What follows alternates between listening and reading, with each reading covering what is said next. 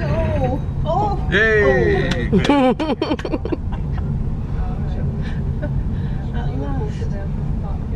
I was 3 times. So, Well, because you know we're a grand old lady, our thrusters are not as good as on some. I mean, these big ships have got so many thrusts along them. Just get somewhere close and I've watched park larger alongside. ferries. There you go. And they're in. Yeah, exactly. I can't remember who it was. It did amuse me.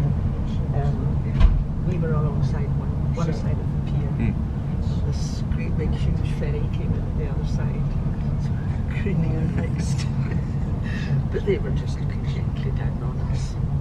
Well, we were in Dover a couple of years ago, and they parked us right out on the end of the ferry of the cruise ship terminal. I mean, way the heck out there. And what are we doing out here? You know, we're halfway to France.